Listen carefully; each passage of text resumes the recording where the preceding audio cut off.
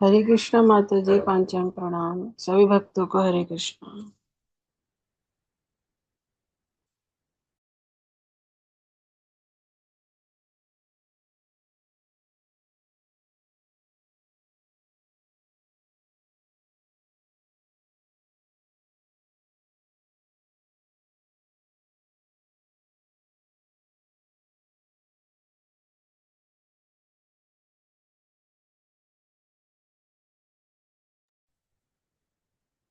हरे कृष्णा।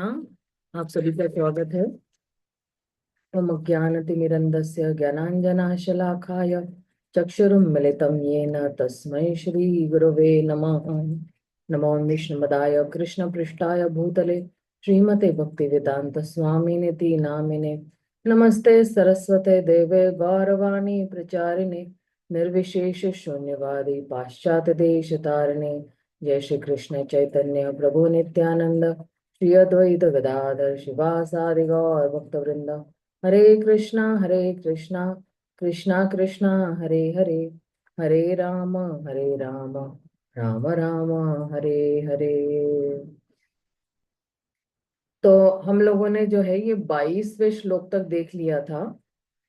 और 21 22 में जो है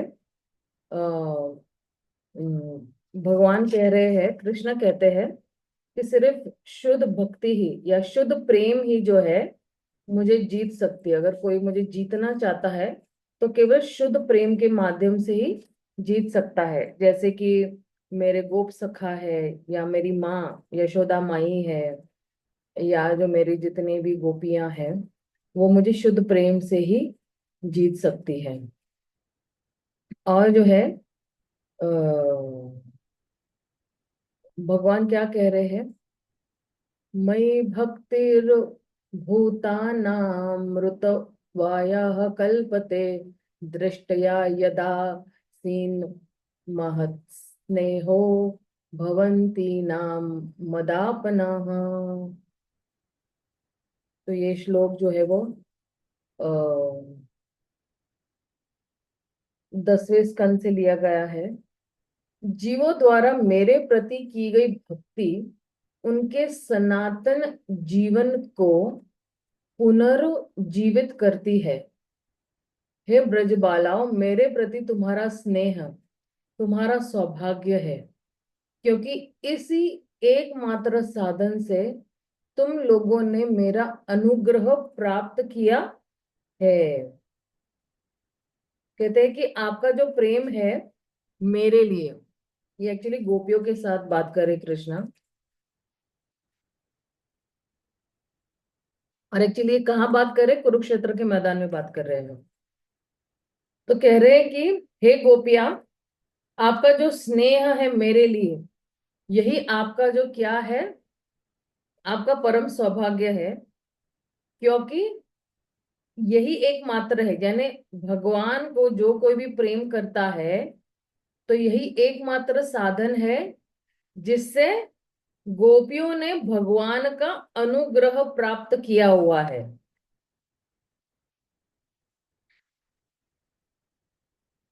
तो तात्पर्य में श्रील प्रभुपाद क्या कह रहे हैं, शुद्ध भक्ति का प्रतिनिधित्व व्रज भूमि के निवासियों के कार्यों द्वारा होता है। तो एक तो जो है शुद्ध भक्ति की प्रतिनिधित्व व्रज भूमि के निवासियों के कार्यों द्वारा होता है। सूर्य ग्रहण के अवसर पर भगवान द्वारका से आए और समंत पंचक स्थान पर वृंदावन वासियों से मिले। यह भेंट व्रजभूमि की बालाओं के लिए अत्यंत वेदनामयी थी, क्योंकि भगवान कृष्ण उन लोगों को बाह्य रूप से त्याग कर द्वारका में रहने चले गए थे। किंतु भगवान ने यह श्लोक कहकर व्रज की बालाओं की शुद्ध भक्ति के लिए कृतज्ञ प्रदर्शित की है। अगर हम देखेंगे कि ये चैतन्य चरितामृत जो है 3 प्रकार की भक्ति जो है, ये 3 प्रकार की भक्ति बता रहा है। एक है सामान्य भक्ति, एक है शुद्ध भक्ति, और एक है विद भक्ति। आप पूछोगे कि विद भक्ति क्या है, तो विद भक्ति मतलब क्या? भक्ति में जिसमें कर्म योग मिश्रित है उसको कहते हैं विद भक्ति। तो एक है सामान्य भक्ति, एक है शुद्ध भक्ति, एक है विद भक्ति। भक्ति में जिसमें कर्म योग का मिश्रण होता है उसको कहते हैं विद भक्ति।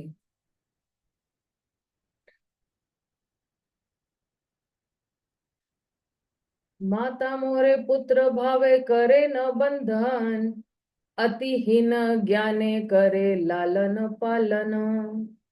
मेरी माता कभी कभी अपने पुत्र के रूप में मुझे बांध देती है। वह मुझे अत्यंत असहाय समझकर मेरा लालन पालन करती है। मतलब यशोदा माई जो है भगवान को भगवान मानती ही नहीं है। उसको लग रहा है ये मेरा पुत्र ही है और ये निसहाय अवस्था में है, असहाय अवस्था में है, और मुझे जो है ये मेरी जिम्मेदारी कि मुझे उसका लालन पालन करना है। तो ये भाव जो है वो केवल ब्रजवासियों के पास ही ये भाव है, गोलोक वासियों के पास ही ये भाव है। और फिर भगवान के मित्र क्या कहते हैं? सखा शुद्ध सखे करे कंधे आरोहण, तुम्ही कोबंड लोक तुम्ही आमी समह। तो सखा क्या कह रहे? मेरे मित्र शुद्ध मैत्री के कारण मेरे कंधों पर यह कहते हुए चढ़ जाते हैं कि तुम किस तरह से बड़े व्यक्ति हो, तुम और हम समान है। तो ग्वाल बाल क्या करते हैं? भगवान के कंधे पर चढ़कर कहते हैं कि अरे देखो तुम और हम एक समान है। तो ग्वाल बालों को भी पता नहीं है कि कृष्ण परम भगवान पुरुषोत्तम है, श्री कृष्ण ही है। और फिर गोपिया क्या कहती है? प्रिया यदि मान करी कर ये भर्सना, वेद स्तुति हैते हेर हरे से मोर मना। यदि मेरी प्रियतमा रूठ कर मेरी भर्त्सना करती है तो वो वेदों की पावन स्तुतियों से बढ़कर मेरे मन का हरण कर लेती है। उपनिषदों के अनुसार सारे जीव परम पुरुष भगवान पर आश्रित है।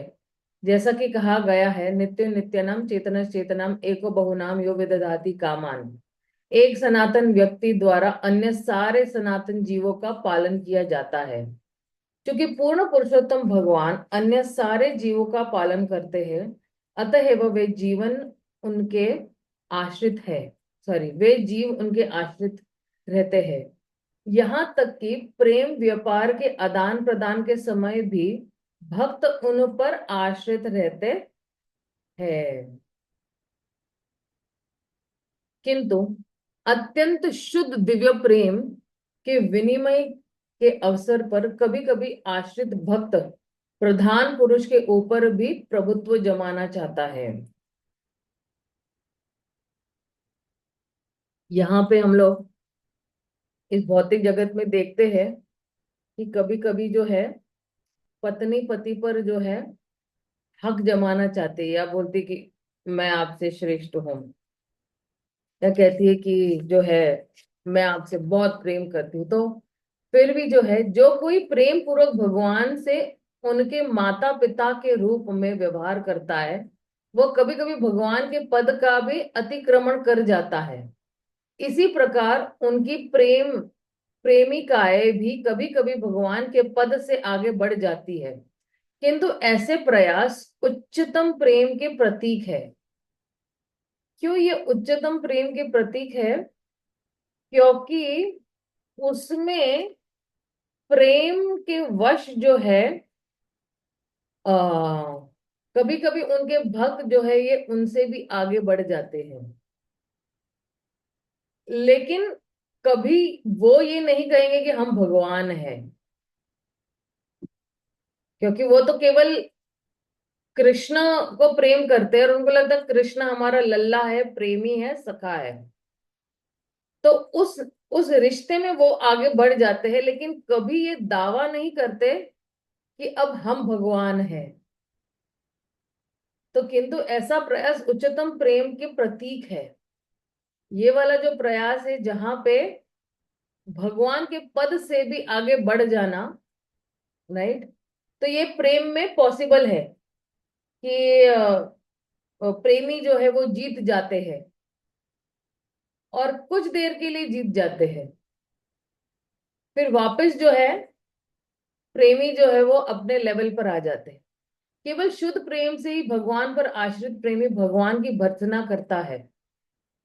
भगवान इस भर्त्सना का आनंद लेते हुए इसे बहुत ही प्रेम से स्वीकार करते हैं। जैसे यशोदा माई ने जब लाठी लिया, तो भगवान ने ये नहीं कहा, अरे मैं परम भगवान पुरुषोत्तम कृष्ण हूं, आप मुझे कैसे मार सकते हो। नहीं, उन्होंने प्रेम से उस वक्त बिल्कुल भयभीत होकर आंखों से काजल मलते हुए जो है वो भागने लगे जोर जोर से। स्वाभाविक प्रेम के प्रदर्शन से ऐसे कार्य अत्यंत मनोरंजक बन जाते हैं। आदर पूर्वक भगवान की पूजा करते समय ऐसा सहज प्रेम प्रकट नहीं हो पाता, क्योंकि भक्त भगवान को अपने से श्रेष्ठ मानता है। भक्ति के विविध विधान तो उनके लिए है जिनमें ईश्वर का सहज प्रेम जागृत नहीं हुआ है। जब सहज प्रेम जागृत उत्पन्न हो जाता है, तब सारे विधि विधान गौण हो जाते हैं। तब ईश्वर तथा भक्त के बीच शुद्ध प्रेम प्रकट हो जाता है। यद्यपि प्रेम की ऐसी स्थिति में भगवान कभी कभी सॉरी भक्त कभी कभी भगवान से श्रेष्ठ जान पड़ता है या विधि विधानों का उल्लंघन करता प्रतीत होता है, किंतु ऐसे व्यवहार भय तथा सम्मान से युक्त विधि विधानों के माध्यम से प्रकट होने वाले सामान्य व्यवहारों से कहीं अधिक उन्नत होते हैं। जो भक्त भगवान के प्रेम में पूरी तरह अनुरक्त होने के कारण समस्त उपाधियों से वास्तव में मुक्त है, वह ईश्वर के प्रति स्वयं स्फुरत रागानुग प्रेम प्रकट करता है, जो विधि विधानों से युक्त भक्ति से सदैव श्रेष्ठ रहता है। कितना बढ़िया तात्पर्य दे रहे हैं प्रभुपाद। प्रेमी तथा प्रेमिका के बीच प्रत्युक्त होने वाली अनौपचारिक भाषा शुद्ध स्नेह की परिचायक है। जब भक्तगण अपने प्रियतम को अत्यंत आदर के पात्र के रूप में पूछते हैं, तब स्वयं स्फुरत प्रेम भावों का अभाव दृष्टिगोचर होता है। जब नव दीक्षित भक्त उन वैदिक निर्देशों का पालन करता है जो भगवान के शुद्ध प्रेम से रहित भक्तों को नियंत्रित करते हैं, तो वह ईश्वर के प्रति स्वयं स्फुरित प्रेम प्रदर्शित करने वाले भक्त की तुलना में ऊपर से अधिक सामान्य लग सकता है, किंतु वस्तुतः ऐसा रागानुगा प्रेम विधि विधानों से कहीं अधिक श्रेष्ठ होता है। ऐसा शुद्ध भगवत प्रेम कम स्नेही भक्त द्वारा की गई सम्मान युक्त भक्ति से सभी प्रकार से अधिक महिमामय होता है। फिर आगे क्या कह रहे हैं, लेकिन अगर आप देखोगे कि ये शुद्ध भक्ति तक व्यक्ति कैसे पहुंच सकता है, वो उस रागानुगा स्तर पर कैसे पहुंच सकता है जहां पे प्रेमी या भक्त भूल जाता है कि भगवान है। वो वो ये समझता भक्त समझता है कि ये मेरा पुत्र है, सखा है, प्रेमी है। ये कब पहुंच सकता है वो व्यक्ति, जब उसने वैदिक साधना भक्ति निरंतर सालों साल की है, तब जाके वो रागानुगा तक पहुंच सकता है। स्वाभाविकी जो है उसमें भगवान के लिए प्रेम उपड़ता है। हालांकि जैसे जब प्रभुपाद कहते हैं कि नव दीक्षित जो है उन वैदिक निर्देशों का पालन करता है जो भगवान के शुद्ध प्रेम से रहित भक्तों को नियंत्रण करते हैं, तो वह ईश्वर के प्रति स्वयं स्फुरित प्रेम प्रदर्शित करने वाले भक्त की तुलना में ऊपर से अधिक सामान्य लग सकता है। लेकिन ऐसा रागानुग प्रेम विधि वैदिक भक्ति से ही अधिक श्रेष्ठ होता है। निश्चित रूप से रागानुगा भक्ति वैदिक भक्ति से श्रेष्ठ ही है, लेकिन वैदिक भक्ति करते करते ही व्यक्ति रागानुगा पर पहुंच सकता है। जब तक अनर्थों की निवृत्ति नहीं हो रही है, तब तक वो कैसे जो है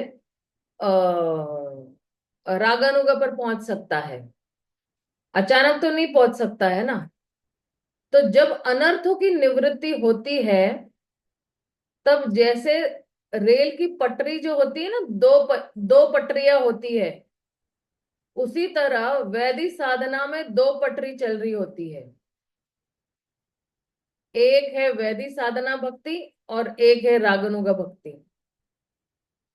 अभी रागानुगा भक्ति तक पहुंचने के लिए उसको थोड़ा देर है, लेकिन वो पटरी उसने पकड़ ली है जैसे ही अनर्थ निवृत्ति होती है। हाँ ईश्वरी माता जी, आप कुछ पूछना चाहते हो? हरे कृष्णा पांचांग प्रणाम माता जी। हम्म। माता जी, रागानुगा भक्ति में, ये साधन भक्ति में आता है, हम जो हरि नाम की माला करते हैं, तो माता जी रागानुगा भक्ति में यह आवश्यक नहीं रहता क्या, या अपने आप करता है भक्त? हाँ, अपने आप ही करता है, क्योंकि बहुत सालों से उसने अभ्यास किया हुआ था है। और चाहे वो वैदिक भक्ति हो या चाहे वो साधना भक्ति हो या जो है अपनी रागानुगा भक्ति हो, हमारे लिए साधन और साध्य एक ही है। ठीक ठीक। हमारे लिए साधन और साध्य एक ही है। कि यहाँ पे भी जो है जीव जो है श्रवणम कीर्तनम विष्णु स्मरणम करता है, और वहां पे भी श्रवणम कीर्तनम विष्णु स्मरणम कर रहा है। अब आप सोचोगे कि अरे वहां पे श्रवणम कीर्तनम विष्णु स्मरणम कैसे हो रहा है? तो आप देखना, जितने भी ग्वाल बाल है या जितनी भी गोपियां है, चाहे वो यशोदा के उम्र की ही गोपियां हो जिनके पास अपने भी ग्वाल बाल बच्चों के रूप में है, या चाहे गोपियां भी जो बिल्कुल कम उम्र की गोपियां है, जो 13-14 साल की गोपियां हैं, वो लोग जब मिलते हैं, क्योंकि जब कृष्ण गैया चराने जाते तब ये जो बड़ी गोपियां हैं वो यहाँ पे और छोटी गोपियां ये दोनों अकेले हो जाती है। तब जब मिलती है तो उनके पास एक ही चर्चा है, कृष्ण के गुणगान करना, कृष्ण की अलग अलग लीलाएं जो है उसका जो है श्रवण करना। और हम लोग ने जो है दामोदर लीला में भी देखा था कि यशोदा माई जब मंथन कर रही है तो वो क्या कर रही है, कविताओं के माध्यम से जो है वो भगवान के अलग अलग नामों का उच्चारण और उनकी लीलाओं का उच्चारण कर रही है। तो यहाँ पे भी श्रवणम कीर्तनम विष्णु स्मरणम है और वहां पे भी वही है। और जब जब कृष्ण गैया चराने जाते ये सारी गोपियां भगवान के गुणगान कर रही है, या भगवान की लीलाओं का स्मरणम कर रही है, या अलग अलग नामों का स्मरणम कर रही है। और जब कृष्ण वापस आते हैं गैया चराकर, तब जब ग्वाल बाल जो है वो लोग चर्चा कर रहे होते हैं, क्योंकि उस टाइम तो वो गोपियों के साथ होते हैं, अपनी मम्मी के साथ या फिर दूसरी छोटी गोपियों के साथ। तो ये जो ग्वाल बाल है तब वो चर्चा कर रहे होते हैं, वो श्रवण कीर्तनम विष्णु स्मरणम कर रहे होते हैं। तो वहां पे भी वही है, यहाँ पे भी यही है, लेकिन यहाँ पे जो है वैदिक साधना भक्ति के माध्यम से हम लोग धीरे धीरे जो है भाव भक्ति और प्रेम भक्ति तक पहुंच सकते हैं। और प्रेम भक्ति में भी बहुत सारे कैटेगरी, वो अभी आएगा आगे। तो प्रेम भक्ति में भी बहुत कैटेगरीज है, महाभाव, मदनाख्य भाव, मोदनाख्य भाव, ये सब प्रेम के कैटेगरीज है। और इस तरह से जो है, लेकिन शिला प्रभुपाद ने जो हमें दिया हुआ है वैदिक साधन भक्ति, यही एक्चुअली रागानुगा की शुरुआत है। अब हमारे हाथ में है कि हम कितने जल्दी अनर्थों की निवृत्ति करते हैं। और जो है जैसी अनर्थों की निवृत्ति हो जाती है, मतलब काफी हद तक अनर्थों की निवृत्ति जब हो जाती है, तब वहीं से राग मार्ग शुरू हो जाता है। क्योंकि अनर्थ निवृत्ति के बाद क्या है? निष्ठा, निष्ठा के बाद क्या है? रुचि, रुचि के बाद आसक्ति, आसक्ति के बाद भाव, भाव के बाद प्रेम है। तो ये निष्ठा से जो है ये प्रेम तक दो पटरियां चल रही होती है, वैदिक साधना भक्ति की भी चल रही है और रागानुगा की भी चल रही है, दोनों साथ साथ चल रहे हैं। और रागानुगा जो है वो धीरे धीरे जो है विकसित हो रहा है। इसे ये जो प्रेम है ना, वो बहुत जल्दी विकसित नहीं हो रहे हैं, ये प्रेम धीरे धीरे विकसित होते हैं, क्योंकि जितना आप ज्यादा अभ्यास करते हैं उतनी तेजी से ये विकसित होते हैं। और इसलिए जो है ये अनर्थ जो है ये भाव लेवल तक जो है वो रहते हैं, मतलब कुछ उसके कण जिसको कहते हैं ये भाव के स्तर पर रहते हैं। लेकिन जैसा ही व्यक्ति भाव के स्तर को पार कर लेता है और प्रेम के स्तर पर पहुंच जाता है, तब अनर्थ शून्य हो जाते, तब तक अनर्थ रहते, भाव के स्तर पर भी थोड़े बहुत कण रह जाते हैं अनर्थों के। इसलिए तो आप देखना, भरत महाराज जो है भाव के स्तर पर पहुंच गए थे, और फिर जो है क्योंकि उनको जो है उस हिरण से आसक्ति हो गई, तो वो अपने स्तर से नीचे गिर गए, और फिर उनको दो और जन्म लेने पड़े, और फिर तीसरे जन्म में फिर उनको भगवत धाम की प्राप्ति हुई। तो कहने का मतलब यही है कि ये जो मार्ग जो है शिल प्रभुपाद ने दिया, ये बहुत ही बढ़िया मार्ग दिया है वैदिक साधन भक्ति, और बिल्कुल प्रैक्टिकल दिया हुआ है। और जैसे कल रात को भी हम लोग ने अपने भक्ति रसामृत क्लास में देखा माता जी कि हम लोग जब जो है पांच ये पांच मुख्य अंग रस। देखे हम लोग ने, है ना, अर्च विग्रह की सेवा, भागवत श्रवण करना, मथुरा वास करना, ये सब हम लोग देखे। तो प्रभुपाद ने हमें ये क्यों दिया? इन्हीं के माध्यम से जो है हम लोग रागानुगा तक पहुंच सकते हैं। एक्चुअली राग मार्ग ही दिया है, वैदिक साधन भक्ति से हमें राग मार्ग ही दिया हुआ है। लेकिन जैसे जैसे वैदिक भक्ति हम लोग जो है करेंगे, तैसे तैसे ये वैदिक साधना भक्ति ही रागानुगा भक्ति में परिवर्तित हो जाएगी, क्योंकि वैदिक साधन भक्ति हमें भगवान के साथ अपना संबंध स्थापित करने के लिए एक मौका दे रहा है।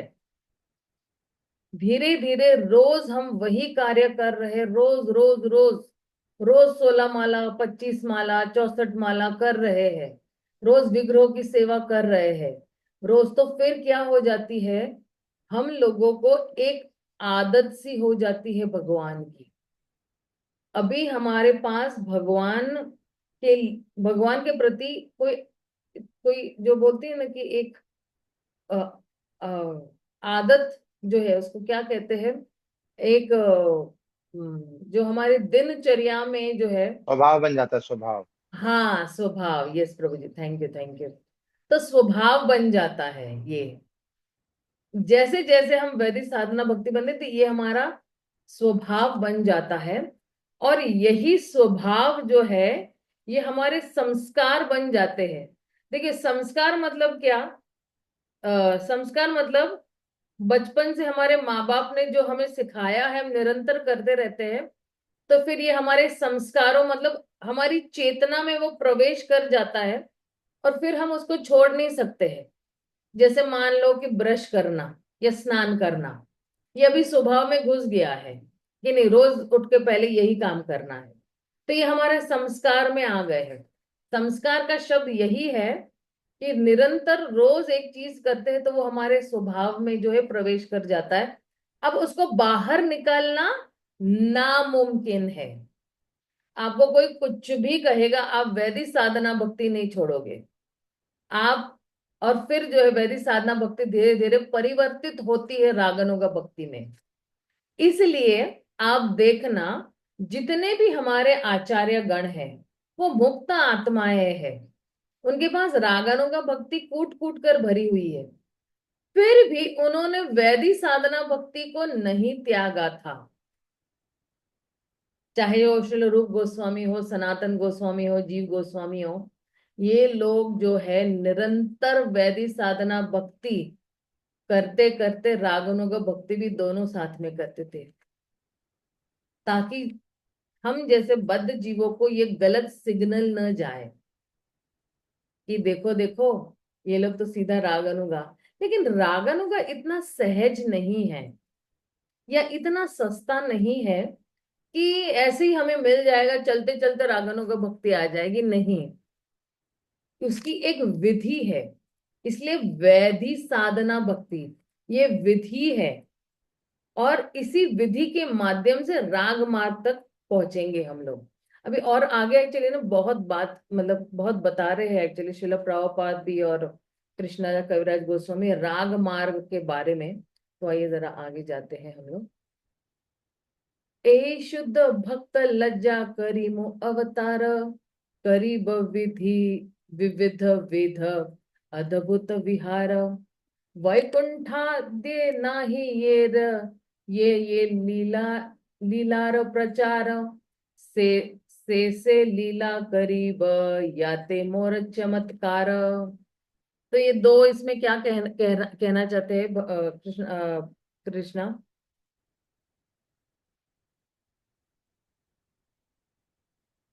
अभी तक कृष्णा का ही वार्तालाप चल रहा है। हम मैं इन शुद्ध भक्तों को अपने साथ लेकर अवतरित होऊंगा और अनेक प्रकार की ऐसी अद्भुत क्रीड़ाएं करूंगा जो वैकुंठ में भी अज्ञात है। वैकुंठ वासियों को भी भगवान की इन लीलाओं का ज्ञान नहीं है। यहां से अगर कोई जीव जा रहा है वैकुंठ तक, तो उसको गोलोक में भगवान की कौन सी लीलाएं चल रही है उसका ज्ञान नहीं है। मैं ऐसी ऐसी लीलाओं का प्रसार करूंगा जो स्वयं मुझे भी आश्चर्यचकित करने वाली होगी। भगवान भी आश्चर्यचकित हो जाएंगे। तो आप देखिए कि अगर कोई वैकुंठ में जाता है तो वो भगवान के प्रति या तो दास्य भाव प्रकट कर सकता है, या तो थोड़ा बहुत वात्सल्य, या थोड़ा बहुत सखा भाव। इसलिए वैकुंठ में सिर्फ 2.5 भाव है, लेकिन गोलोक में ये जो पांचों भाव है, दास्य साख्य शांत, ये सारे प्रचुर मात्रा में अपने पूर्ण 100% मात्रा में मौजूद है। तो वैकुंठ वासियों को नहीं पता है कि गोलोक में क्या चल रहा है। धरती हरे वासियों कृष्ण को। माता जी। हाँ जी। माता जी आपने बोला कि 2.5 वाला होता है, तो शांत रस भी तो होता है वहां पे। हाँ हाँ, शांत रस, शांत दास्य और दास्य, और आधे में ये और और सारे जो वात्सल्य आते हैं। थोड़ा बहुत रहता है, आधा हम्म। आधा टाइप, इसलिए तो 2.5 का है उसमें। और जो है क्या कहते हैं, क्या कह रही थी मैं भूल गई। हाँ, अगर किसी को जो है अ, वैकुंठ में जो है उनको पता नहीं है कि गोलोक की क्या लीलाएं चल रही है, गोलोक में क्या लीलाएं हम जो धरतीवासी है, हम लोगों को पता है कि गोलोक में क्या चल रहा है या वैकुंठ में भी क्या चल रहा है, क्योंकि वहां के जितने भी वासी आते हैं वो वहां पे हमें बताते हैं कि वैकुंठ में ऐसे होता है, वैकुंठ में वैसे होता है, या गोलोक में ऐसे हो रहा है लेकिन अगर किसी वैकुंठ वासी को गोलोक जाना है, तो वो फिर से जो है वो वैदिक साधना भक्ति और रागानुगा भक्ति कर कर वो वहां तक पहुंच सकता है। हालांकि ऐसा नहीं होता है। जो वैकुंठ वासी है वो वैकुंठ में ही बहुत ही संतुष्ट है भगवान की सेवा करते हुए, लेकिन वैकुंठ में जो है बहुत सेवाएं नहीं होती है, ज्यादा करके सेवाएं नहीं होती है। और गोलोक में जो है भगवान की असीम सेवाएं होती है, नाना प्रकार की सेवाएं होती है। वैकुंठ में जो है वो भगवान के साथ मान सम्मान वाला स्वभाव होता है, या व्यवहार होता है कि हम भगवान को दंडवत प्रणाम करेंगे, या भगवान के जो है वो गुणगान करेंगे अलग अलग श्लोकों के माध्यम से या अलग अलग शब्दों के माध्यम से। लेकिन वही विपरीत देखो अब गोलोक में क्या हो रहा है। ग्वाल बाल जो है भगवान के कंधे पे बैठ के उसको थप्पड़ भी मार रहे हैं, या या बिल्कुल वो सारी मान मर्यादा वो एकदम खत्म है वहां पे, कि भाई तू आ कल, हमें तू कैसे डन देता है देखता हूं हम। तो फिर जो है धमकियां देना, ये देना वो देना, भगवान भी डर जाते कि अरे बाप रे, कल मैं आऊंगा तो फिर मुझे ये लोग लेंगे नहीं खेलने के लिए। और फिर जो है, क्योंकि ये देखना ना, अगर हम लोग ने भी बचपन में देखा कि जैसे ही हमारा डन आता है हम लोग भाग जाते हैं, मेरी मम्मी बुला रही है, तो हम लोग भी नहीं देते थे। राइट, ये कहाँ से आया है? ये वहीं से ही आया हुआ है। भौतिक जगत जो है वो आध्यात्मिक जगत का प्रतिबिंब है, तो वहीं से आ रहा है। तो ये जो मान सम्मान वाली जो लकीर है ना, वो मिट जाती है गोलोक में। वैकुंठ में जो है ये मान सम्मान की जो सीमा है वो मौजूद है, और वो सीमा को लांघते नहीं है वहां के भक्त। वैसे तात्पर्य में क्या कह रहे श्रील प्रभुपाद?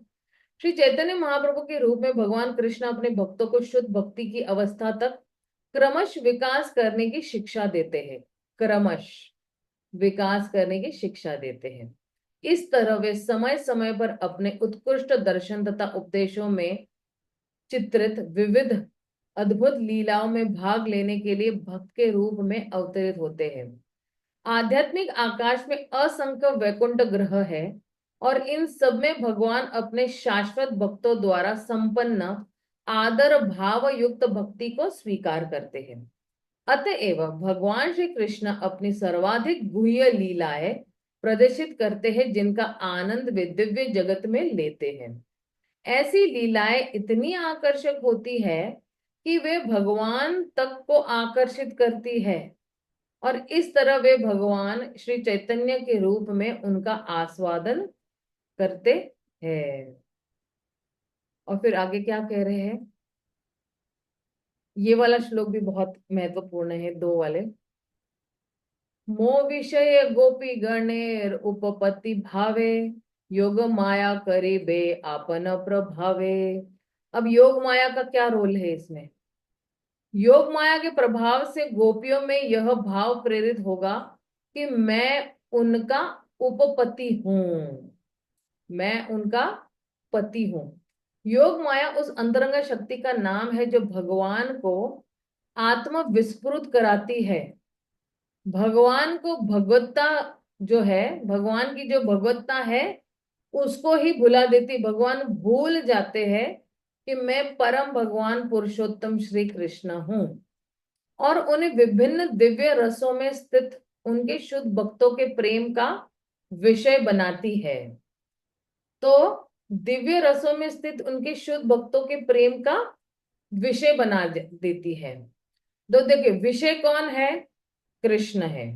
और आश्रय कौन है? उनके भक्तगण। तो कौन ले रहा है आश्रय विषय का? गोपिया, गोप सखा और गोलोक के वासी। यही योग माया शक्ति व्रज की गोपियों के मन में एक आध्यात्मिक भाव उत्पन्न करती है, जिससे वे कृष्ण को अपना उपपति समझती है, मन ही मन में अपना पति मानती है। इस भाव की तुलना भौतिक अवैध संबंधों यानी काम वासनाओं से कभी नहीं की जा सकती है। मतलब ये सारी जो है, हम ये जो प्रेम भरे व्यवहार है गोपियों और कृष्ण के बीच में, है ना, उपपति मतलब क्या? कि शादी के बाहर अगर कोई रिलेशन रखता है ना, और अपना जो असली पति के साथ जिसने शादी की, लेकिन वो उसको अपना पति नहीं मानती, लेकिन जो उनका लवर है या प्रेमी है उसको एक्चुअली पति मानती है, तो उसको कहते हैं उपपति। इस भाव की तुलना भौतिक अवैध संबंधों से कभी नहीं की जा सकती है। ये जो अवैध संबंध है ये सिर्फ काम वासनाओं से भरे पड़े हुए हैं, लेकिन यहाँ पे काम वासना नहीं है, यहाँ पे प्रेम है। जहां पे प्रेमी को केवल सेवा या आनंद देने का जो है उद्देश्य है। गोपिया का उद्देश्य केवल कृष्ण को प्रेम देना है, इसलिए वो अपने कृष्ण को उपपति समझती है। और इसलिए जो है दोनों की तुलना नहीं की जा सकती। कभी कभी लोग तुलना करते हैं ना अपने कृष्ण के साथ कि हम करे तो कैरेक्टर ढीला और वो करे तो रास लीला। ये हम भगवान की तुलना हमारे बद्ध जीवों के साथ कर ही नहीं सकते हैं, क्योंकि पूरी काम वासना से भरे पड़े हुए और वहां पे आध्यात्मिक जगत में केवल शुद्ध प्रेम है अपने उपपति के लिए, केवल सेवा भावना है। कुछ नहीं चाहिए गोपियों को कृष्ण से, कुछ भी नहीं चाहिए, केवल भगवान का संग ही चाहिए उनको। बाकी कुछ नहीं चाहते, न हीरे न मोती न जवाहरात न बंगला न गाड़ी, वहां में तो गाड़ी है ही नहीं, लेकिन ये सब ऐश्वर्य तो बिल्कुल भी नहीं चाहिए गोपियों को। जो भगवान के पास 6 ऐश्वर्य है, और यहाँ पे भी उन ऐश्वर्य की वजह से ही लोग संबंध बनाते हैं। लड़कियां जो है वो अमीर लड़कों से संबंध बनाएंगी, या अमीर लड़के अमीर लड़कियों से संबंध बनाएंगे। पूरा काम वासना से भरा पड़ा हुआ है कि मुझे इससे क्या मिलेगा, मैं उसको क्या दूंगा, इसकी सोच नहीं रहती है। मे बी स्टार्टिंग में थोड़ी बहुत होगी, लेकिन फिर भी जो है ये कुछ पाने की इच्छा से ही ये संबंध जो है वो बनते हैं। और गोलोक वृंदावन में ये सब चीजें मौजूद नहीं है। इसका यौन मनोविज्ञान से कोई संबंध नहीं होता है, हालांकि एक्चुअली तुलना भी नहीं करनी चाहिए। यद्यपि ऐसे भक्तों का शुद्ध प्रेम यौन व्यापार जैसा प्रतीत होता है। मनुष्य को यह निश्चित रूप से स्मरण रखना होगा कि इस विराट भौतिक जगत में कोई भी ऐसी वस्तु नहीं है जिसका वास्तविक प्रतिरूप आध्यात्मिक जगत पे न पाया जाता हो।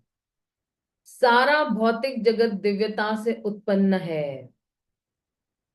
भौतिक जगत में प्रेमी प्रेमिका का वासनात्मक प्रेम दिव्य वास्तविकता का विकृत प्रतिबिंब मात्र होता है, किंतु इसे आध्यात्म विज्ञान की पर्याप्त शिक्षा प्राप्त किए बिना नहीं समझा जा सकता है। तो ये जो है, क्योंकि आप देखना ना कि यहाँ पे जो है काम है और वहां पे प्रेम है, तो प्रेम का प्रतिबिंब यानी प्रेम का उल्टा क्या है, काम वासना है। तो यहाँ पे काम वासना है। यहाँ पे शुद्ध प्रेम कब उत्पन्न हो सकता है, जब कोई वैदिक साधना भक्ति करेगा, तब भगवान के प्रति भी निस्वार्थ भाव से वो भगवान को प्रेम कर पाएगा। वरना बहुत मुश्किल है भगवान से आ, शुद्ध प्रेम करना।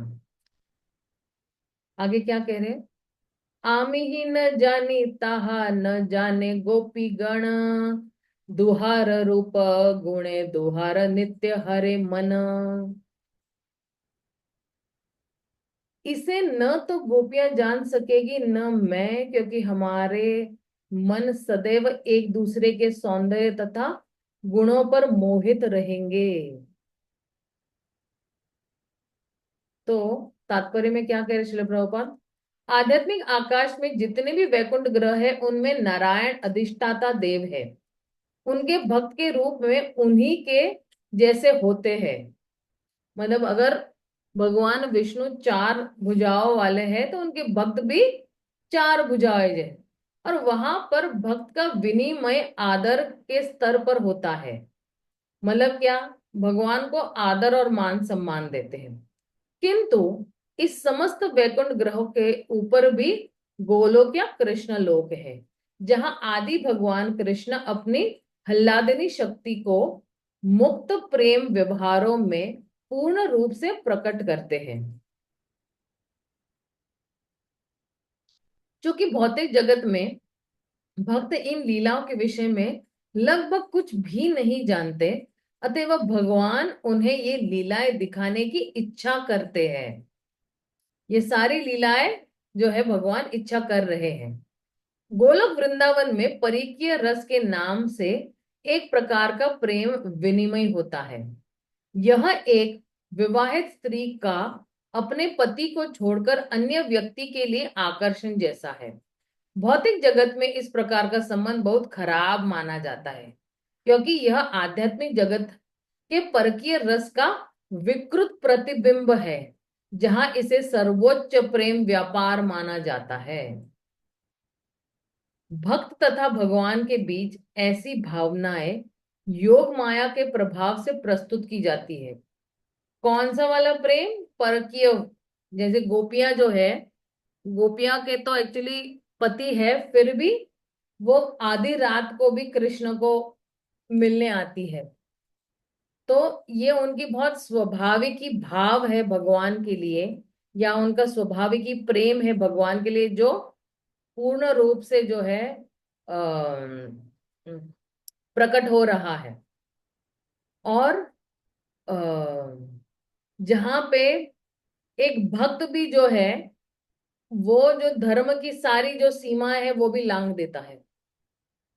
तो भगवत गीता बताती है कि सर्वोच्च स्तर के भक्त देव माया या योग माया के संरक्षण में रहते हैं। महात्मानस्तु मां पार्थ दैवम प्रकृति आश्रित। जो वास्तव में महात्मा है वे सदैव भगवान की सेवा में लगे रहकर कृष्ण भावना में पूर्णतः निमग्न रहते हैं। अभी कल की मेरी जो एक उपदेशामृत की क्लास है, उसमें बिल्कुल दूसरे ही श्लोक में उपदेशामृत के, तो प्रभुपाद यही बता रहे हैं कि एक महात्मा और एक कृपण के बीच में अंतर क्या है।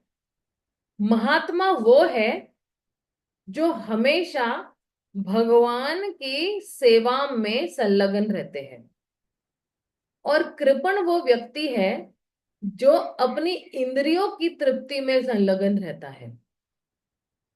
उसको जो है, महात्मा वो है जो अपनी इंद्रियों को भगवान की सेवा में लगा रहा है, और कृपण वो व्यक्ति है जो अपनी इंद्रियों को अपनी खुद की इंद्रियों की तृप्ति करने में लगा रहता है।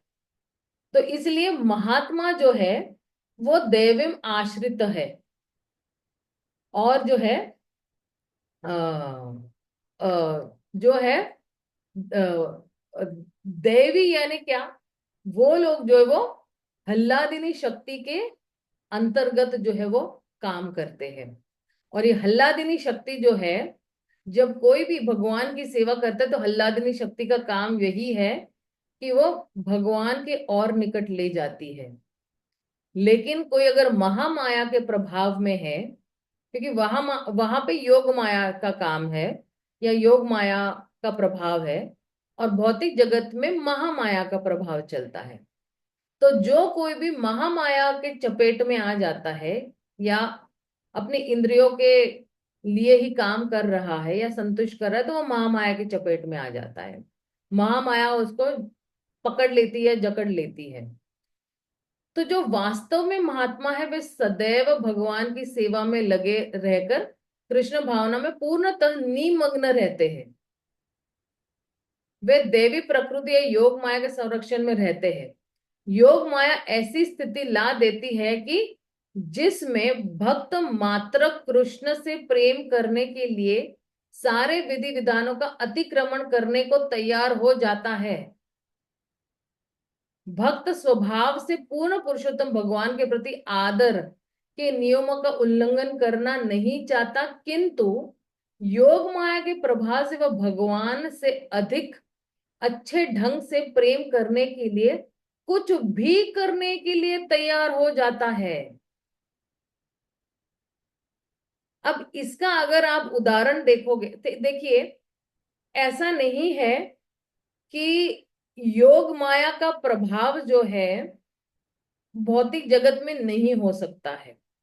अगर हम अच्छी तरह से भक्ति कर रहे हैं तो वही योग माया का प्रभाव जो है हम पर भी गिर सकता है, भक्तों पर भी गिर सकता है। शुद्ध भक्तों पर योग माया का ही 100% जो है कहते हैं प्रभाव है, क्योंकि वो 24 घंटे भगवान की सेवा में लगे रहते, तो योग माया का ही प्रभाव चल रहा है। और ये कोई आश्चर्य की बात नहीं है कि अगर उनके जीवन में कुछ ऐसे चमत्कार हो जाते हैं जो उन्होंने कभी सोचा भी नहीं, उनको आश्चर्यचकित लगता है कि अरे, जैसे भगवान भी आश्चर्यचकित हो जाते हैं अपनी खुद की लीलाओं से, राइट। उसी तरह जो है जब योग माया का प्रभाव पड़ता है भक्तों पर, तो वो भी आश्चर्यचकित हो जाते हैं कि अरे ये क्या हो गया हमारे जीवन में, मैंने तो कभी ये सोचा नहीं था, ये हो गया। और अगर शिल प्रभुपाद के अगर आप जीवन में देखोगे तो पूर्णतया योग माया ने ही ये सारी परिस्थितियां जो है वो घट दी। और आप सोचिए 11 साल में न भूतो न भविष्यता, 11 साल में 108 मंदिरों का निर्माण, 80 किताब लिख दी है शिल प्रभुपाद ने।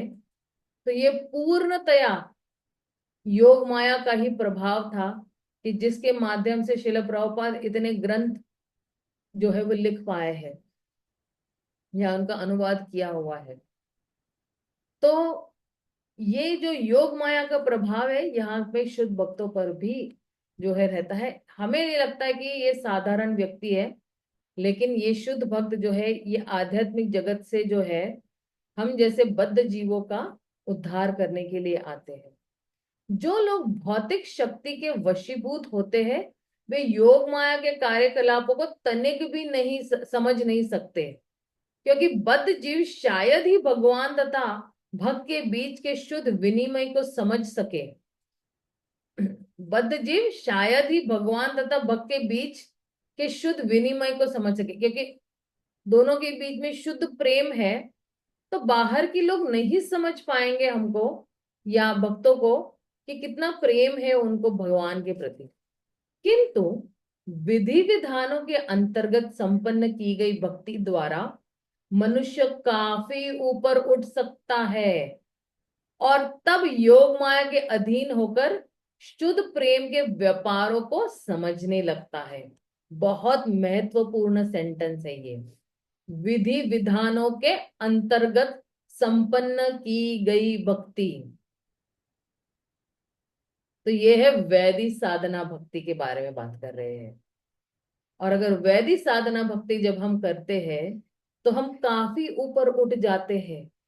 मैंने ये भी बताया कि वैदिक साधना भक्ति करते करते कब रागानुगा में आप प्रवेश करोगे आपको पता भी नहीं चलेगा। और तब फिर योग माया का रोल आ जाता है। महामाया बिल्कुल अलग हो जाती। महामाया को अब पता चल गया है कि ये व्यक्ति को मैं कितना भी बहला होगा फुसला होगा, ये मेरे चपेट में नहीं आने वाला है। ये फिर योग माया के अधीन हो गया है और ये के अधीन होकर शुद्ध प्रेम के व्यापारों को समझने लगता है। योग माया शक्ति द्वारा प्रेरित आध्यात्मिक प्रभाव में कृष्ण तथा ब्रज की बालाएं दोनों ही आध्यात्मिक आनंद में अपने आप को भूल जाते हैं। दोनों जो है वो निमग्न हो जाते हैं, गोपियां भी और कृष्ण भी। कृष्ण भी बिल्कुल भान भूल जाते हैं, वो उस प्रेम में इतने डूब जाते हैं कि उनको पता ही नहीं चलता है। और इसलिए आप देखिए ये जो लीलाएं होती है ना आध्यात्मिक जगत में, जब कृष्णा चंद्रावली को मिलने जाते हैं और यहाँ पे राधा रानी नाराज होती है, तो वहां पे जब चंद्रावली के साथ होते हैं तो वो बिल्कुल निमग्न हो रहे हैं, उसको इतना मतलब जो है दोनों एक दूसरे को भूल जाते हैं। और कृष्ण को भी जो है, वैसे तो कृष्ण कहते हैं कि कालोस्मी, मैं काल हूं, लेकिन जब चंद्रावली के साथ होते हैं तो भगवान बिल्कुल भूल जाते हैं कि अरे राधा रानी मेरा राह देख रही है। तो एक बार ऐसे ही होता है कि भगवान जो है और चंद्रावली के साथ थे और भूल गए थे कि अरे राधा रानी मेरी राह देख रही है। तो राधा रानी रूठ कर बैठ गई और भी कृष्णा आ गए। तो फिर जो है राधा रानी को मिलने के लिए जो है ना ललिता सखी सखी ललिता और विशाखा सखी जो है वो द्वार पे खड़े। विशाखा बहुत विनम्र और है ना कोमल दिल की गोपी है, लेकिन ललिता थोड़ी जो है वो गुस्से वाली है और कृष्ण को भी कंट्रोल करती है, नियंत्रण करती है। तो फिर जो है कृष्ण कहते हैं कि सॉरी सॉरी मैं लेट हो गया। और वैसे तो कृष्ण कहते हैं मैं काल हूँ, कालोस्मि, मैं ही काल हूँ। लेकिन कृष्ण लेट हो गए तो बोलते कि अरे राधा रानी को बोल दो, कुछ भी कर दो, मैं माफी चाहता हूँ, मैं फिर से कभी ये नहीं करूंगा। तो ललिता साखी जो है जाके एक्चुअली कृष्ण को बताती है, राधा रानी को बताती है कि वो आ गया है, जो अंदर से भी काला और जो बाहर से भी काला है, जो धूर्त है, जिसको सिर्फ धोखा देना आता है। तो राधा रानी बोलती है कि 3 शर्तें माननी पड़ेगी उसको मेरी, तभी मैं उसको माफी दूंगी, वरना नहीं दूंगी मैं माफी उसको। तो क्या है वो 3 शर्तें? वो 3 शर्त बताती है। ललिता सखी बाहर आती है और कृष्ण कहते हैं 3 शर्तों पे जो है राधा रानी तुम्हें माफ करेगी। तो क्या है वो 3 शर्त? तो कह रहे हैं कि ये तो तू ये जो है ना, तेरे जो घुंघराले बाल है, और ये जो तू बड़ा छैल छबीला बन के घूमता है, ये पीली पीतांबर धोती पहनकर, तो तू क्या करेगा? हेड शेव कर देगा, ये बाल जो है मुझे नहीं चाहिए। और ये जो वस्त्र पहने हैं ना, ये वस्त्र जो है वो उतारने पड़ेंगे और सन्यासी वेश धारण करना पड़ेगा। इसलिए तो कलयुग में जब भगवान चैतन्य महाप्रभु आते हैं तो बिल्कुल हेड शेव और सन्यास वस्त्र धारण किए। तो पहली शर्त। फिर दूसरी शर्त क्या है? दूसरी शर्त कहते हैं कि तुम जो है सिर्फ सिर्फ जो है जैसा राधा रानी बोलेगी ना वैसा ही तुम करोगे, तुम अपनी कुछ भी चलाओगे नहीं। तो बोले ठीक है, जैसा राधा रानी बोलेगी मैं। इसलिए अब देखना, जब चैतन्य महाप्रभु आए थे तो जैसे जैसे गदाधर पंडित बोलते थे वैसे वैसे ही चैतन्य महाप्रभु करते थे। ओके, ठीक है, मान ली सेकंड शर्त। और तीसरी शर्त क्या है? तो तीसरी शर्त यही है कि तुम जो है जोर जोर से अपना ही नाम पुकारोगे, और जो है जितने भी बद्ध जीव है उनका उद्धार करोगे। सारे जितने भी लोग कलयुग में, जितने भी लोग जो है वहां पे जो है तुम्हारे बिना विरह में है, और हम भी जो तुम्हारे लिए विरह में है, तुम उन सब का उद्धार करोगे। तो बोले ठीक है, मान ली ये शर्त कि जो है मैं करूंगा। इसलिए चैतन्य महाप्रभु जब आते हैं तो उन्नत उज्जवल प्रेम देने के लिए आते हैं। वो प्रेम जो कभी पहले किसी भगवान के अवतार ने नहीं दिया था। और वही नाम संकीर्तन जो है वो जपते जपते एक्चुअली, वैसे तो राधा रानी ने कहा था कि तुम अपना नाम खुद ही जपोगे, और तुम जो है सभी को जो है ये कृष्ण प्रेम की बाढ़ में जो है वो बहाओगे। तो कृष्ण ने मान लिया, और फिर कृष्ण को एंट्री मिलती है राधा रानी से मिलने के लिए। तो ये ऑलरेडी प्लान्ड है। अगर आप देखोगे कि पहले ही जो है भगवान ने बहुत सारे ऐसे संकेत दे दिए थे कि किस तरह से जो है चैतन्य के रूप में, और ये सारा जो इनिशिएटिव जिसको कहते हैं या पहल जिसको कहते हैं, ये एक्चुअली श्रीमती राधा रानी से ही हुई है। ये सारी पहल जो इस अवतार की है, जो चैतन्य महाप्रभु का जो अवतार है, गौरांग का जो अवतार है, ये राधा रानी ने उस वक्त पहल की हुई थी। तो आगे क्या कह रहे हैं, एक बार फिर से ये पढ़ लेते। योग माया शक्ति द्वारा प्रेरित आध्यात्मिक प्रेम भाव में श्री कृष्ण तथा व्रज की बालाएं दोनों ही आध्यात्मिक आनंद में अपने आप को भूल जाते हैं। दोनों भूल जाते हैं, है ना। जब कृष्ण चंद्रावली के साथ होते हैं तो वो भूल जाते हैं कि अरे राधा रानी राह देख रही है, और जब राधा रानी के पास होते हैं तो भूल जाते चंद्रावली मेरी राह देख रही है। ऐसी विस्मृति के प्रभाव से गोपियों की मनमोहक सुंदरता उन भगवान की दिव्य दृष्टि में महत्वपूर्ण भूमिका निभाती है, जिन्हें भौतिक काम वासना से कोई संबंध नहीं रहता है। अब यहाँ पे जो है एक दूसरे का शोषण करते हैं, है ना। ये भौतिक, ये काम वासनाओं में क्या कर रहा है, एक दूसरे की शोषण हो रहा है। क्योंकि भगवान का आध्यात्मिक प्रेम सारी संसारिकता से ऊपर है, अतएव बाहर से ऐसा लगता है कि गोपियां संसारी नैतिकता के नियमों का अतिक्रमण कर रही है। क्या है? क्योंकि भगवान का आध्यात्मिक प्रेम सारी संसारिकता से ऊपर है, संसार से भी ऊपर है उनका जो है प्रेम, है ना। तो बाहर से ऐसे लगता है कि गोपियां जो है संसारी नैतिकता के नियमों का अतिक्रमण कर रही है या उनका उल्लंघन कर रही है। यह बात संसारी नैतिकवादियों को निरंतर परेशान करती रहती है। ऐसे कैसे हो सकता है, खुद का पति है फिर भी वो कृष्ण को मिलने आधी रात को जो है, जैसे कृष्ण बांसुरी बजा रहे हैं तो भागे भागे दौड़ी चली जाती है, ये कैसी गोपियां हैं। तो लोगों के, इस कम बुद्धि वाले लोगों को ये समझ में नहीं आता है। अतएव योग माया भगवान तथा उनकी लीलाओं को सांसारिक व्यक्तों की आंखों से ओझल रखती है। अतएव योग माया भगवान तथा उनकी लीलाओं को सांसारिक व्यक्तियों की आंखों से ओझल रखती है, जिसकी पुष्टि भगवत गीता में की गई है, जिसमें भगवान कहते हैं कि वे हर एक के सामने प्रकट न होने का अधिकार सुरक्षित रखते हैं। तो एक सेकेंड, ये वाला जो श्लोक है,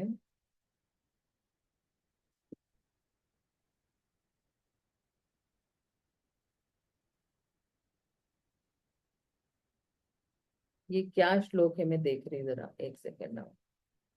हम्म, नाहम प्रकाश सर्वस्व योग माया समावृत मूढ़ो याम ना भैजानाति लोको माम अजम अव्ययम। तो भगवान क्या कह रहे हैं कि मैं जो है मूर्ख और कम बुद्धि वालों के सामने प्रकट नहीं होता हूं, उनके लिए तो मैं अपनी योग माया शक्ति द्वारा ही ढका रहता हूं, और इसलिए वो मुझे नहीं जानते हैं कि मैं अजन्मा हूं और मैं अच्युत हूं, हाँ, या अव्ययम हूं। ठीक है। तो भगवान जो है ऐसे लोगों को जो है अपना जो है दर्शन नहीं देते या प्रकट ही नहीं होते हैं। अब योग माया के कार्य कभी भगवान तथा गोपियों को प्रेम के आनंदातिरेक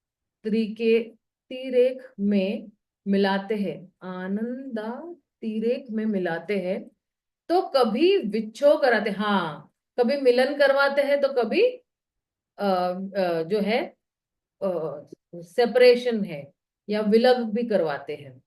भगवान के ये दिव्य प्रेम व्यवहार परम सत्य के निराकार रूप में आबद्ध मायावादियों के लिए अकल्पनीय है। मायावादी लोग समझ ही नहीं सकते, क्योंकि मायावादी लोग क्या समझते हैं कि अहम ब्रह्मास्मि, मैं ही भगवान हूं। तो वो तो समझ ही नहीं सकते ना भगवान की इन लीलाओं को। ये दिव्य लीलाएं हैं जिसमें दो प्रेमी जो है ना, भगवान और गोपियां, ये लोगों को सिर्फ एक दूसरे से आनंद देना है। जैसे मैंने उस दिन भी जो है वो बताया हुआ था कि कैसे दोनों के बीच में एक होड़ा होड़ी चल रही है, दोनों को आनंद देने के लिए।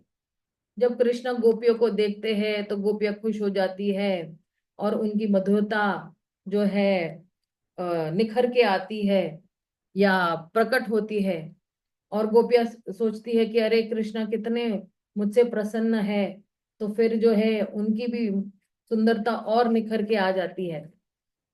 तो ये जो है दोनों के बीच में ये जो है न दिखने वाली होड़ा होड़ी चल रही है। तो ये मायावादी लोग क्या समझ पाएंगे भगवान का प्रेम व्यवहार जो गोपियों के पास है या गोपियों के लिए है। इसलिए भगवान सांसारियों के समक्ष उन्हें सर्वोच्च आध्यात्मिक साक्षात्कार कराने के लिए स्वयं प्रकट होते हैं और स्वयं भी उस रास का आस्वादन करते हैं। रास लीला में वही रास का आनंद भी आस्वादन कर रहे हैं। भगवान इतने दयालु है कि वे पतित आत्माओं को अपने साथ भगवत धाम वापस ले जाने के लिए स्वयं अवतरित होते हैं, खुद ही आते हैं। कृष्ण स्वयं आए हैं, राइट। जहां श्रृंगारिक भगवत प्रेम लापों का आस्वादन नित्य ही उनके सही रूप में किया जाता है। श्रृंगार रस में, अजी बहुत सारे रस है, लेकिन एक रस जो है वो श्रृंगार रस भी है, उसका आस्वादन नित्य ही उनके सही रूप में किया जाता है।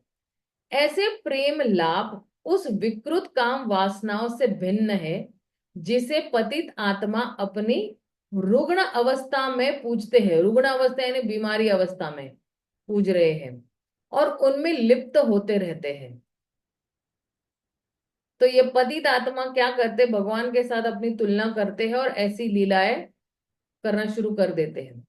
भगवान इसलिए रास लीला प्रदर्शित करते हैं कि जिससे पतित आत्मा अपनी रुग्ण नैतिकता तथा धार्मिकता का परित्याग करने के लिए प्रेरित हो और वास्तविकता भोगने के लिए भगवत धाम के प्रति आकृष्ट हो।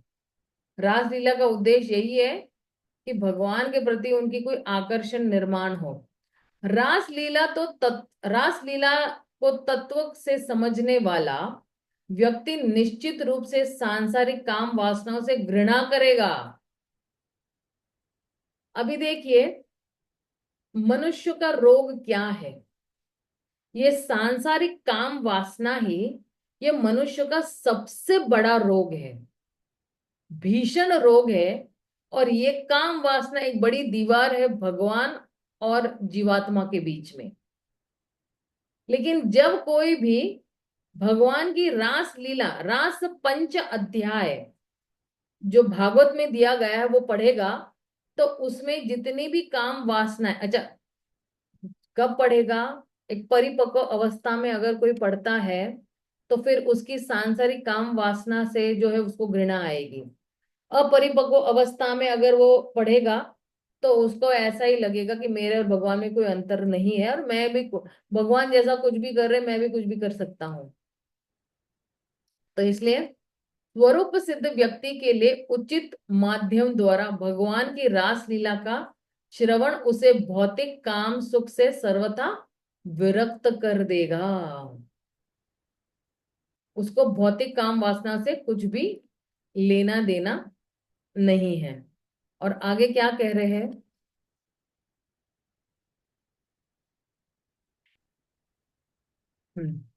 धर्म छाड़ी रागे दुहे करे मिलन, कबू मिले कबू ना मिले तो दैवेर घटन। शुद्ध भक्त अनुरक्ति शुद्ध भक्त अनुरक्ति हमें नैतिक तथा धार्मिक कर्तव्यों की कीमत पर भी मिलाएगी। भाग्य कभी हमें पास ला देगा तो कभी हमें विलग कर देगा।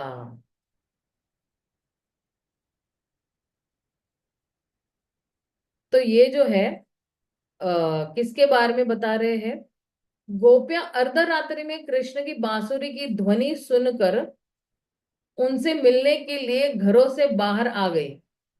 इसी को लेकर श्रील रूप गोस्वामी ने एक सुंदर श्लोक जो है की रचना की है आदि लीला के 5वें अध्याय में, जिसमें चांदनी रात में यमुना के तट पर खड़े अपने होठों पर बांसुरी धारण किए हुए गोविंद नामक सुंदर किशोर का वर्णन है।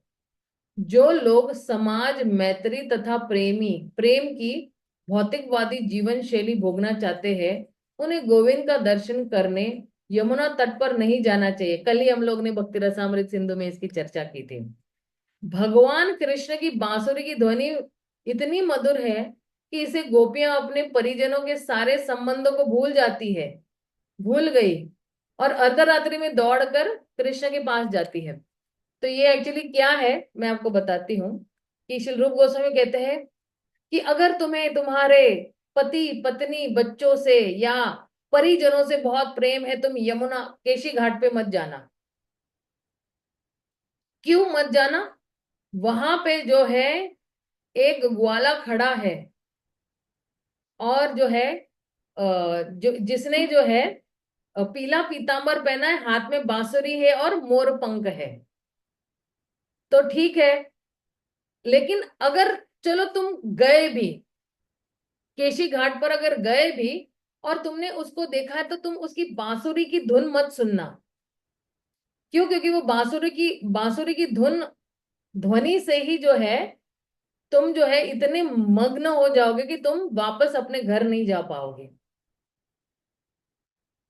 और चलो आपने बांसुरी की धुन सुन भी ली, लेकिन फिर भी उसके मुखमंडल की तरफ बिल्कुल मत देखना, क्योंकि उसके मुखमंडल की तरफ अगर आप देखोगे तो आप सब कुछ भूल जाओगे और वापस घर नहीं जा पाओगे। तो इसलिए रूप गोस्वामी जो है ये उदाहरण देते हुए दे रहे कि यमुना के तट पर जो है मत जाना, जो है केशी घाट पे मत जाना, नहीं तो जो है कृष्ण जो है वो आपको जो है वो क्या करेगा, वो बिल्कुल अपने वश में कर लेगा। वो उसकी जो रूप माधुरी है, उसकी वेणु माधुरी है, इतनी मनमोहक है कि आपको वापस दिल्ली या चंडीगढ़ या अमृतसर या लुधियाना या पंजाब, जहां पे भी वो आपको वापस नहीं भेजेंगे। इस तरह से कह रहे हैं कि आप अपने परिजनों के सब संबंध भूल जाओगे। और यही एक्चुअली चीज गोपियों के साथ हुई है। जैसे ही कृष्ण ने बांसुरी बजाई और गोपियों के कर्णों तक वो बांसुरी की धुन जो है पहुंची, तो गोपियां सुध बुध खो बैठी और उसी दिशा में दौड़ी दौड़ी चली आ रही थी अर्धरात्रि में। तो कहते कि कोई गोपी जो है खाना पका रही थी, कोई गोपी जो है अपना वस्त्र जो है वो पहन रही थी, या कोई वस्त्र निकाल रही थी, कोई एक झुमका पहनी हुई थी, एक झुमका नहीं पहनी थी, उसी अवस्था में दौड़ पड़ी। कोई गोपी अपने बच्चे को दूध पिला रही थी, उसको भी उधर ही रखकर वो दौड़ी। तो कह रहे कि ऐसे मत करना। हाँ, कि जो भगवान कृष्ण की बांसुरी की ध्वनि इतनी मधुर है कि इसे गोपियां भी सभी संबंधों को भूल कर जो है वो अर्धरात्रि में कृष्ण के पास दौड़ी पड़ी। इस प्रकार से गृह त्याग करके गोपियों ने गृहस्थ जीवन के वैदिक विधानों का उल्लंघन किया है। अगर आज की डेट में कोई ऐसे अर्धरात्रि में भागेगा तो क्या सोचेंगे लोग कि इसका चरित्र ठीक नहीं है, राइट। इससे यह सूचित होता है कि जब कृष्णा से प्रेरित प्रेम के सहज भाव पूर्णतया प्रकट होते हैं, तब भक्त परंपरागत सामाजिक नियमों के उपेक्षा कर सकता है। भौतिक जगत में हम उपाधियों से बंधे हुए हैं, किंतु शुद्ध भक्ति तो तब शुरू होती है जब मनुष्य सारी उपाधियों से मुक्त हो जाते हैं। सर्व उपाधि विनुर्मुक्तम तत्प्रवर्तन निर्मलम ऋषिकेन ऋषिकेश सेवा भक्ति रुच्यते। जब कृष्ण के लिए प्रेम जागृत होता है तब सारी उपाधियों को पार कर लिया जाता है।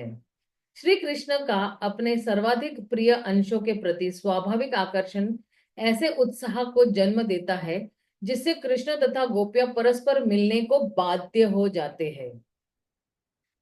इस दिव्य उत्साह को अनुभव करने के लिए प्रेमी तथा प्रेमिका के बीच में वियोग की भावना होनी आवश्यक है। दोनों के बीच में दिव्य वियोग होना बहुत जरूरी है। भौतिक यातनाओं की दशा में कोई भी व्यक्ति वियोग का दुख नहीं चाहता, किंतु आध्यात्मिक जगत में यही वियोग परम स्वभाव का होने के कारण दिव्य रूप धारण करके प्रेम के संबंधों को दृढ़ बनाता है और प्रेमी तथा प्रेमिका के मिलने की इच्छा को बढ़ाता है। आध्यात्मिक दृष्टि से वियोग वास्तविक मिलन से अधिक असाध्य है, क्योंकि मिलन में प्रेमी तथा प्रेमिका दोनों की उपस्थिति रहने के कारण प्रबल उत्सुकता का अभाव रहता है। तो ये बहुत ही ये है कि किस तरह से जो है भौतिक वियोग और आध्यात्मिक वियोग की तुलना की गई है। तो भौतिक वियोग में जो है प्रेमी प्रेमिका जब जो है वियोग में रहते हैं और फिर मिलते हैं तो फिर वो इच्छा खत्म हो जाती है, और फिर से वियोग होता है तो फिर वो स्वीकार नहीं करते हैं, या फ्रस्ट्रेट हो जाते हैं, या आत्महत्या कर लेते हैं, या प्रेमी को ही मार देते हैं, या कुछ ऐसे हो जाता है। लेकिन आध्यात्मिक जो वियोग होता है, तो ये आध्यात्मिक वियोग में एक दूसरे के प्रति प्रेम और बढ़ते रहता है, और बढ़ते रहते हैं, और बढ़ते रहते हैं, कम नहीं होता है लेकिन बढ़ते जाता है। भौतिक में क्या होता है, प्रेम बढ़ता है लेकिन मिलने पर वही प्रेम खत्म हो जाता है। दोनों ने एक दूसरे का शोषण कर लिया है, वही खत्म हो गया, तो वो कम हो जाता है, बिल्कुल ना के बराबर हो जाता है। लेकिन आध्यात्मिक में ऐसा नहीं है। आध्यात्मिक में और बढ़ता जाएगा, और बढ़ता जाएगा, और बढ़ता जाएगा, उसकी कोई सीमा नहीं है। जैसे आध्यात्मिक जगत की कोई सीमा ही नहीं है, उसी तरह वहां पे जो भी वात्सल्य भाव है या साख्य भाव है, इनकी भी कोई सीमाएं नहीं है। तो इसलिए जो है, ये आध्यात्मिक जगत के जो प्रेम है वो समझना बहुत ही मुश्किल है। और सिर्फ हमारे जितने भी आचार्य गण हैं या श्रील प्रभुपाद की कृपा से हम थोड़ा बहुत कुछ समझ पा रहे हैं इसमें। पूर्णतः तो नहीं समझ पाएंगे, पर थोड़ा बहुत जो श्रील प्रभुपाद ने तात्पर्य में दी ना, हम उसको समझने की कोशिश करें। तो ठीक है, हम यही विराम देते हैं। और कल जो है वो राग मार्ग के बारे में काफी बताने वाले हैं। तो कल हम देखते हैं कि राग मार्ग क्या है। किसी का कोई प्रश्न है तो आप पूछ सकते हो।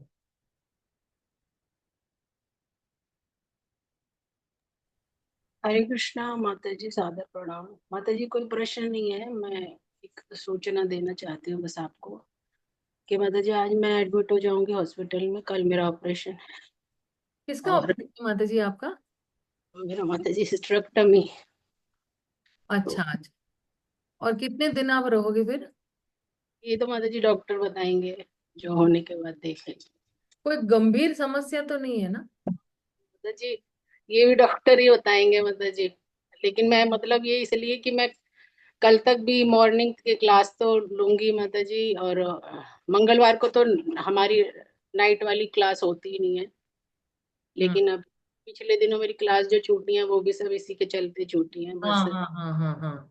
कि स्वास्थ्य खराब। तो माता जी आपका ना पता है कि आपको ना अंदर से भगवान को श्रवण कीर्तन करने की रुचि है।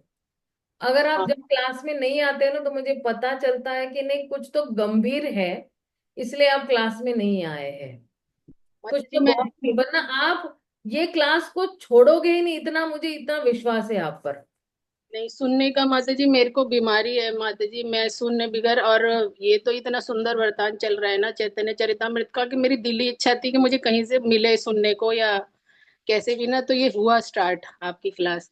तो एक और क्लास मैं लेती हूँ, वो भी बॉम्बे के ही प्रभु जी हैं, लेकिन ये मॉर्निंग में बहुत अच्छा हो जाता है माता जी। हाँ, ये सुबह सुबह में जो है ना, हमारी आत्मा को जो खुराक मिलना चाहिए ना। मैं एक्चुअली अपनी भी बात कर रही हूँ कि मेरी भी आत्मा को इतना अच्छा खुराक मिलता है। पूरा दिन जो है वो इतना अच्छा चला जाता है कि पूरा दिन, मतलब ये सोचते हैं कि अब मैं थोड़ा समय मिला है, मैं क्या करूं, चलो थोड़े श्लोक याद कर लेते हैं। या कुछ कहीं पे गए हैं और वहां पे श्लोक नहीं है, तो चलो कुछ पढ़ लेती हूँ मैं। तो हर बार जो है, भगवान के पास जाने का मन कर रहा है, या उनकी चीजें सुनने का मन कर रहा है, उनके बारे में सुनने का मन कर रहा है। 2-4 मिनट भी मुझे कहीं मिल जाते हैं ना, ऐसे ही बैठे बैठे भी, तो भी जो है मुझे ऐसे ही मन करता है कि नहीं, चलो 2-4 मिनट में तो मेरा एक श्लोक याद हो ही जाता है, तो चलो एक श्लोक याद कर लेती हूँ। और कुछ कुछ श्लोक जो है ना भागवतम के, बड़े ही आ, मधुर श्लोक है। और उनको अगर कंठस्थ कर लेते हैं, तो जैसे गजेंद्र ने इंद्रदुम्न महाराज थे, तो ऐसे लगता है ना कि अरे कभी हम भी मुसीबत है तो भगवान का गुणगान कर सकते हैं, या हम भगवान को प्रसन्न कर सकते इन श्लोकों के माध्यम से ही। तो थोड़ा थोड़ा मैं फिर इस तरह से प्रयास करती रहती हूँ कि जो है तो आ, माता जी क्षमा चाहती हूँ अगर कोई क्लास जैसे अगर मेरी मिस हुई तो। और गुरु गौरांग के चरणों में यही प्रार्थना है कि वो अपनी कृपा दृष्टि मेरे पे बनाए रखें, मेरी भक्ति यात्रा चलती रहे। नहीं, और मतलब के रिकॉर्डिंग्स तो मिलते ही है, तो आप ना रिकॉर्डिंग सुन लेना, लेकिन पहले सेहत अपनी ध्यान रखना, कि वो ज्यादा इंपॉर्टेंट है, कि जान है तो जहान है। तो आप पहले सेहत को अच्छी तरह से बना लेंगे, तो फिर जितना भी 2-4 दिन जो भी मिस हो गए हैं, वो आप आराम से रिकॉर्डिंग सुन सकते हो और उसकी। माता जी एक और प्रार्थना है कि जैसे जैसे ऑपरेशन के दिन अगर मैं माला नहीं कर पाई माता जी, ऑब्वियस है माता जी माला नहीं कर पाऊंगी, तो उसका क्या है माता जी, मैं एक दिन पहले कर लूं या अगले दिन मैं उसको नहीं मतलब नहीं, जैसे। कवर अप कर सकते हो आप। जैसे ऑपरेशन के बाद भी अगर आप जो है आप भान में आ जाते हो, हाँ जी हाँ जी। जो है अपने नॉर्मल अवस्था में आ जाते हो, तो आप उसको कवर अप कर सकते हो। और ठीक उस ठीक। अवस्था में बहुत माला लेना बहुत मुश्किल हो रहा है, तो आप क्लिकर भी कर लेना। ठीक ठीक माता जी। धन्यवाद माता जी, अपना आशीर्वाद दीजिए, मेरी तो भक्ति चलो आता माता जी, हम सब प्रार्थना करेंगे आपके लिए कि आप फिर से 2-4 दिन में फटाफट खड़े होके आप क्लास में आ जाओ। धन्यवाद माता जी। मैं कल रात की भी क्लास ले, आज रात की क्लास लूंगी माता जी। हाँ हाँ, और जरूर जरूर माता जी। Thank you. हरे कृष्णा, हरि बोल। सभी भक्तों से मेरी प्रार्थना है, प्लीज मेरे लिए प्रेयर कीजिए। ये सभी सभी हम जो है प्रार्थना आज करेंगे जो है आपके लिए माता जी। हरे कृष्णा, धन्यवाद माता जी, सादर प्रणाम। सभी भक्तों को सादर प्रणाम, हरे कृष्णा। हरे कृष्ण माता जी, धन्यवाद। हरे कृष्णा। हरे कृष्णा। शिल प्रभुपाद की जय, श्री चैतन्य चरितामृत की जय, कृष्णा कविराज गोस्वामी की जय, शिल गोस्वामी की जय, हरे कृष्ण। समवेत भक्त वृंद की जय। हरे कृष्णा, हरि बोल।